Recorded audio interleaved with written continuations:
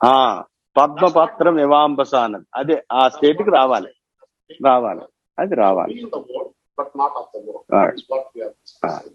You are in the world, but not of the world. ఏంటంటే మీకు ఇంకోటి చెప్పాలంటే, స్వామి రామతీర్థ ఒక చక్కని ఉదాహరణ చెప్పారు. ఏంటంటే అది ఒక పక్షి అంట ఆ చెట్టు కొమ్మ చిటారున కొమ్మపై వెళ్ళి వాలుతుంది. వాలేటప్పుడు అది ఇలా ఊగుతుంది కదా, చివరి కొమ్మ మీద వాలింది ఎప్పుడు ఇలా ఊగుతుంది.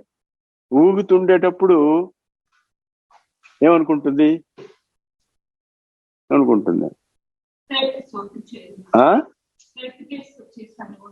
అని కాదు, అది దానికి ఏంటంటే ఆ కొమ్మ మీద అంత చివరి కొమ్మ మీద వాలేటప్పుడు పడిపోయింది అనుకోండి, పడిపోతే ఏంటి, పడిపోయినా పర్వాలేదు, ఐ గాట్ వింగ్స్, నాకు రెక్కలు ఉన్నాయి కాబట్టి నేను ఎగిరిపోగలనే ధైర్యంతో అట్లా చివరిని వాలుతుంది. ఏమిటి వాళ్తుంది, అంతే కదా. లేకపోతే అది మొదలనే వాళ్తుంది, చివరి కొమ్మని వాలదు. సో ఇలాగ వెళ్ళి వాలిందంటే అర్థం ఏంటి, నాకు ఈ సంసారములో వాలినప్పటికీ కూడా నేను సమయం వచ్చినప్పుడు నేను ఎగిరిపోగలను.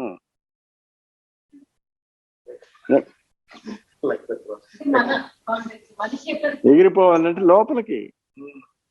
So it's a mental state. It is not that physically we are going, but mentally it can be brought from inward. So everything is inward, Amma. Don't worry about outward.